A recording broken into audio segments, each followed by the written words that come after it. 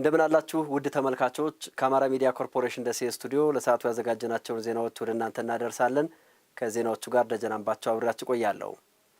የምርጫ ካርድ መንግስትን ለመመስረት ያላትን ትልቅ ዋጋ ተረድተው የምርጫውን ዕለት እየተጠባበቁ መሆኑን በደቡብ ወሎ ዞን የቃሉ ወረዳ አርሶ አደሮች ተናገሩ።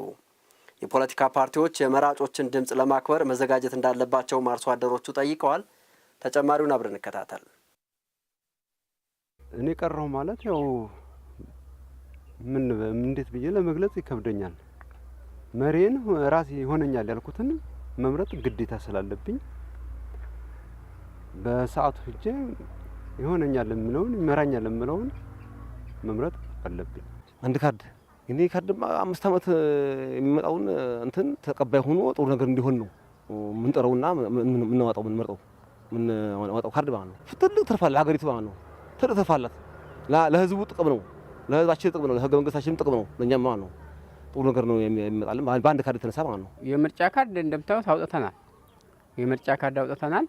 እኛ እንግዲህ ምርጫ ካርድ ስንዋጣ ይሄ ይጠቅመናል የምንለውን ልንመርጥ የምርጫው ቀን ሄደን ሁላችንም ከነባራቶቻችን ከልጆቻችን ጋር ሄደን በአንድ ቀን ምርጫውን እናካሄዳለን። ያው ለመምረጥ በጉጉት እየጠበቅን ነው። ያው ማለት እንደገና ደግሞ እኛ ነው ያው መቼስ እኛ የሚያሳድረን ሰላም የሚያመጣውን ደህና ኑሮ የምንኖርበትን እንመርጣለን። ምን ችግር አለ? ይሄው ልማት ቢሆን ነው ሻላይ ሆኜ ማወራህም ሰላም ቢሆን ነው ሻላይ ሆኜ ማወራህ። ሰላም እንዲሆን ጥረት አለ እንዲሆን እንፈልጋለን። ህዝቡ በመቱ ወርዶ ወጥቶ እንዲከስብ ይሄን ይፈልጋል። ህዝባችን የሚፈልገው ይሄን ነው። ይሄን አካር ነው ቀጣይ ምርጫችን። እኔ የምፈልገው ይሄን እንዲሆን ነው ጥረቴ። ሰላምና ስራ ሰላም ጎን ለጎን ሆኖ በጣም ሰፍኖልን በመታችን ወርዶ በመታችን እንተጠቀም እንፈልገው ገበሬው ማለት ነው። ሰላምማ ሀገራችን ሰላም ዳር ድንበሩ አማን ዙሪያውን አማን ወጥተው እንዲገቡልን እኛ ወጥተን እንድንገባልን ልጆቻችን ወጥተው ፈለጉበት ቦታ ደርሰው እንዲመለሱልን እንፈልጋለን። ይሄንን የሚያደርግልን ነገር ነው መምረጥ እንፈልገው። ሁሉም መብትና ግዴታውን አውቆ የግንቦት 24 ምርጫ በንቁ ሁሉ ተሳትፎ የፈለገውን ፓርቲ ሄዶ መምረጥ እድሉ እንዳለው መቅረት እንደሌለበት ነው የማሳስበው። የተመረጠው አካል በጥሩ እንዲመራ በጥሩ ፍትሃዊ መሆን እንዲመራ ያልተመረጠው ደግሞ እንደገና ቀጣይ 5 ዓመት ዝግጁ እንዲሆን እና ለቀጣይ ዓመት ዝግጁ ሆኖ እንዲኖር አሁንም ፍትሃዊ ተከትሎ አለው መሪ ጋር ተከትሎ ተጠርፎ እንዲኖር ነው ሐሳባችን። የተመረጠም በተመረጠበት መልኩ ተሳትፎውን ያው ለህዝቡም የሚሆነው ነገር መስራት አለበት። ያልተመረጠውም ደግሞ አይ ትክክለኛ ቢሆን ነው ብሎ አምኖ መቀበል አለበት። ያንኛውም ለወደፊት ደግሞ 5 ዓመትን ጠብቆ መዘጋጀት ነው ያለበት። በ2018-2019 የመኸር ምርት ዘመን ከ16 ሚሊዮን ኩንታል በላይ ምርት ለማግኘት አቅዶ እየሰራ መሆኑን የደቡብ ወሎ ዞን ግብርና መምሪያ አስታወቀ። መምሪያው የምርት ዘመኑን የሰብል ልማትና የክረምት ስራዎች ቅድመ ዝግጅት ላይ ከባለድርሻ አካላት ጋር ውይይት አካሂዷል። ሳላዲን ሰይድ የግብርናው ዘርፍ የኢትዮጵያ ኢኮኖሚ የጀርባ አጥንት መሆኑ ይታወቃል። ከዚህ ውስጥ የሰብል ልማት ለምግብ ዋስትና መረጋገጥና ለኢንዱስትሪ ግብዓት አቅርቦት የሚጫወተው ሚና ላቅ ያለ ነው። የደቡብ ወሎ ዞን ግብርና መምሪያ የ2018-19 ምርት ዘመን የሰብል ልማትና የክረምት ስራዎች እቅድ ትውውቅ ባለድርሻ አካላት በተገኙበት የንቅናቄ መድረክ አካሂዷል። የክልላ ወረዳ ግብርና ጽሕፈት ቤት ኃላፊ አቶ ጀማል መሆዬ እንደገለጹት በወረዳው በመጪው የምርት ዘመን ግብርናውን በዘመናዊ መንገድ ለመምራትና ምርታማነትን ለማሳደግ ሰፊ ዝግጅት ተደርጓል ብለዋል። ዋና ዋና ሰብሎች የሚሸፈነው ደግሞ በተለይ በስንዴ በጤፍና ማሾ በኮሞዲቲ ደረጃ ተለይተው የሚዘሩ ሰብሎች ናቸው። ስለዚህ በጥቅል ከ1 ሚሊዮን 146088 ኩንታል በላይ ምርት ለማምረት እቅዴን እየሰራና ያለ ነው። ይህን ምርት ለማምረት ያው መጀመሪያ መዘጋጀት ስላለብን አርሶ አደሩ ከማሳ ዝግጅቱ ጀምሮ ከእርሻ እንቅስቃሴ ጀምሮ አሁን በወቅቱ የሚሰሩ የግብርና ፓኬጅ ተግባራቶችን እየፈጸመ ነው የሚገኘው። በተመሳሳይ የወረኢሉ ወረዳ ግብርና ጽሕፈት ቤት ኃላፊ አቶ ጌታቸር ተስፋ በወረዳው በ2018-19 የምርት ዘመን ከ28000 ሄክታር በላይ መሬት በተለያዩ የሰብል አይነቶች እንደሚሸፈኑ ገልጸዋል። መኸር ምርት ላይ አትክልትና ፍራፍሬም የመኸር ክሮፖችንም ሸፍነን እስከ 33000 ሄክታር መሬት በመኸር ለመሸፈን እቅድ ይዘናል። ከ28000 ሄክታር ውስጥ እርሻ ላይ ትኩረት ብናደርግ 1000 ሄክታር እርሻ በትራክተር ነው። ሌላው ቀሪዎቹ በልማዳዊ አሰራር ነው የታረሱት። የደቡብ ወሎ ዞን ግብርና መምሪያ ኃላፊ አቶ አህመድ ጋለው በመጪው የምርት ዘመን የሚጠበቀውን የምግብ ዋስትና ለማረጋገጥ የምርት መጠንን በከፍተኛ ሁኔታ ለማሳደግ የሚያስችሉ የቅድመ ዝግጅት ስራዎች በስፋት እየተከናወኑ ይገኛሉ ብለዋል። ኃላፊው አክለውም በዞኑ በምርት ዘመኑ 16 ሚሊዮን ኩንታል ምርት ለማግኘት ግብ ተቀምጦ እየተሰራ መሆኑን አስታውቀዋል። እንደ ዞን ከ432 ሺህ ሄክታር በላይ መሬት በማረስ ወደ 16 ሚሊዮን ኩንታል ምርት እናመርታለን ብለን ያቀር ነው። ይሄ ምርታማነት በሄክታር 36 ኩንታል ፐር ሄክታር እናደርሳለን ብለን ነው አቅደን ወደ ስራ የገባ ነው። ይሄን እንግዲህ እናደርሳለን ብለን ስናስብ የባለፈው አመት አፈጻጸማችንን እንደ መነሻ እንወስድ ያለን ባለፈው አመት በተመሳሳይ ከ432 ሺህ ሄክታር በላይ አርሰን ከ14 ሚሊዮን ኩንታል በላይ ምርት አምርተናል። 32 ኩንታል ፐር ሄክታርም ደርሰናል። ስለዚህ በዚህ አመት 4 ኩንታል ፐር ሄክታር እንጨምራለን ብለን ነው አቅደን እየሰራን ያለ ነው። ምርታማነትን ለማረጋገጥ ቀዳሚውና ወሳኙ ጉዳይ የሰላም መኖር መሆኑን የጠቀሱት የደቡብ ወሎ ዞን ምክትል ዋና አስተዳዳሪ አቶ አሊ ኢማም አርሶ አደሩ ያለምንም ስጋት በነጻነት እንዲያመርትና ምርቱንም ለገበያ እንዲያቀርብ የዞኑን ሰላምና ጸጥታ የሚያረጋግጡ ስራ በትኩረት እንደሚከናወን አስገንዝበዋል። በተለይም አርሶ አደሩን ለከፍተኛ ወጪ የሚዳርገውንና የምርት ሂደቱን የሚያስተጓጉለውን ህገወጥ የማዳበሪያ ዝውውር ለመቆጣጠር በቁርጠኝነት እንደሚሰራ ገልጸዋል። ማዳበሪያ እንደተባለው አሁን ላይ በጣም የአርሶ አደሩ ፍላጎት በእጅጉ እየጨመረ ሲመጣ ጎን ለጎን ደግሞ ህገወጥነቱም አብሮ እየመጣ እንደሆነ አይተናል። እየገመገም ነው የመጣ ነው ጉዳይ ነው። በዚህ አመት የመጀመሪያው መዋቅሩ ጋር በደንብ መግባባት ነው። ኃላፊነት ወስዶ ይህንን ማዳበሪያ አርሶ አደሩ ጋር የሚያደርሰው የግብርና መዋቅር ነው።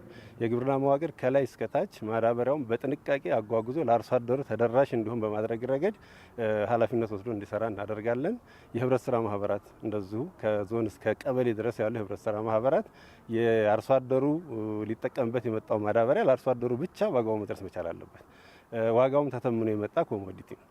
ይሄ ምንም አይነት የዋጋ ጭማሪ ምንም አይነት ማጭበርበር ሳይኖርበት ወይም ደግሞ ለህገ ወጥ ደላላ ነጋዴዎች ሳይደርስ አርሶ አደሩ ጋር እንዲደርስ በማድረግ ረገድ የህብረት ስራ መዋቅር በጣም ትልቅ ድርሻ አላቸው ማለት ነው። ተሰጥኦን ለማውጣትና በጎ ስራ ለመስራት ማህበራዊ ሚዲያ የተሻለ አማራጭ ሆኖ ለበርካቶች እያገለገለ ነው። አካል ጉዳተኝነት ህልሜን ከማሳካት አያግደኝም፣ ነገ የተሻለ ስራ ለመስራት እቅዳለኝ ከሚለው አብዱራህማን ፀሐዬ በቅጽል ስሙ ፔንስሉ እየተባለ ከሚጠራው ግለሰብ ጋር ባልደረባችን መሐመድ በቀለ ቆይታ አድርጓል።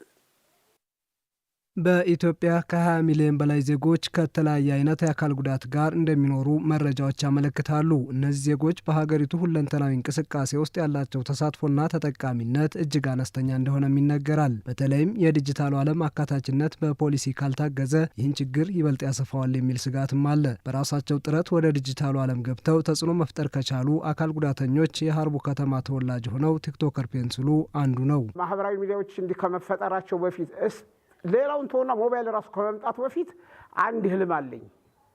ያ ህልሜ በምን አይነት መንገድ ወጥቶ ህዝብ ስር ይደርሳል አላውቅም። እኔ ልጅና በነበረበት ሰዓት የማውቀው ሬዲዮ ነው። ቴሌቪዥንን አይኔ ከጠፋ በኋላ ነው የመጣው እንጂ አይቻላቅም። አንድ ሁለት ጊዜ አይኔ ያይ በነበረበት ሰዓት ፊልም አይቻለሁኝ፣ ይሄ ግድግዳ ላይ ተደረገው። ከዛ ውጭ የማውቀው ነገር የለኝም። ስራዬ በምን መንገድ ለህዝብ ይደርሳል የሚለውን ነገር ብቻ ነው ግራ የገባኝ እንጂ አይዲያዎች ሁሉ ነገሮች ያኔ ተዘጋጅተዋል።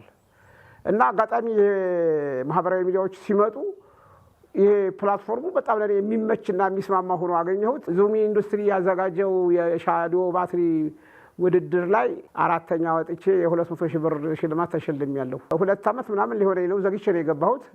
ያው አሁን አለሁበት ደረጃ ላይ ደርሻለሁ። ቲክቶከሩ በቀጣይ የተለያዩ የጥበብ ስራዎችን በተሻለ መልኩ ለመስራት ፍላጎት እንዳለውም ነው የገለጸው።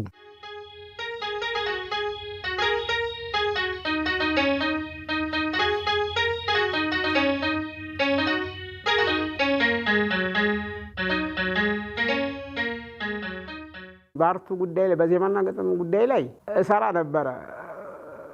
ራሴን የማወዳድረው ሚዲያዎችን ስለምከታተል አሁን ታዋቂ ሰዎች ጋር ራሴን ምን ያህል ተቀርቢያቸዋለሁ ወደ እነሱ በሚል እንደዚህ አይነት ስራዎችን እሰራ ነበር። በነገራችን ላይ ክራር ሞክራለሁ፣ ራሴን አዝናናለሁ በክራር ኪቦርድም እንደዛው ራሴን በራሴ አጫውታለሁኝ። እየተጫወኩኝ ራሴን በራሴ አዝናናለሁ። አልፌ ለሌላ ለህዝብ ባልበቃም ማለት ነው። እና እንደዛ ነገሮች ነበሩ። ግን አሁን እያደር ሁኔታዎቹ ስመለከታቸው አርቲስቱ በጣም ስለበርካት እኔ ደግሞ የኮካኮላ ጠርሙስ መሆን አልፈልግም። 12 የኮካኮላ ጥሪት መካከል ላይ አንድ ስፕራይት ካለች እሷ መሆን ነው የምፈልገው። የቲክቶክ አካውንት የኔ መታወቅ ህዝቡ ጋር እየተዋወቁበት ያለው እንጂ ወደ ኖርማል ወደ ቀጥተኛ ድሮ አለመው ወደ ነበረው ስራዬ ገና አልገባሁም እና ወደፊት ያው መጽሐፍቶችም እንዲወጡልኝ እፈልጋለሁ። ወደ ፊልምም እንዲቀየሩልኝ እፈልጋለሁ። አካል ጉዳተኛ መሆኑ ከምንም እንደማያግደውና ከሱ ስራና ህይወት ሌሎች ሊማሩ እንደሚገባም አስገንዝቧል። አካል ጉዳተኛ የሆንኩት እግሬ የተፈጥሮ ሲሆን አይኔ ከ7ኛ ክፍል ጀምሮ ነው። እነዚህ ጫማዎችን የምሰራው ራሴን ነኝ የማግዘው። ማንም ሊረዳኝ የሚችል የለም። ሌላ ኃይል ከውጭ ከሌላ ቦታ መጥቶ እስኪረዳኝ አልጠብቅም። ብዙ እኮ ተስጦ አላቸው እኮ አካል ጉዳተኞች እኮ ያው ተጽዕኖ ምናምን እያስቸገራቸው ይሆናል እንጂ ብዙ አክቲቭ የሆኑ ሰዎች እንዳሉ አምናለሁ። እኔን እንደ ሞዴል አይተው ቀጥታ ወደ ሙያው ቢገቡ በቃ ህዝባቸውንም አስተምረው ማዝናንተውም ራሳቸውንም የሚጠቅሙበት ሁኔታ ይኖራል ብዬ አስባለሁ። በአሁኑ ሰዓት በቲክቶክ ገጹ ከ382,000 በላይ ተከታዮችን ያፈራ ሲሆን የተለያዩ ማስታወቂያዎችን በመስራትም የገንዘብ ተሸላሚ ሆኗል።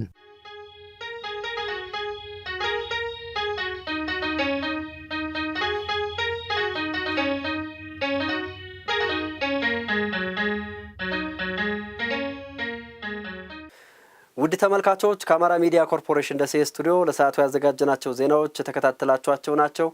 አብራችሁን ስለነበራችሁ ከልብ እናመሰግናለን። ደጀን አምባቸው ነበርኩ። ጤና ይስጥልን።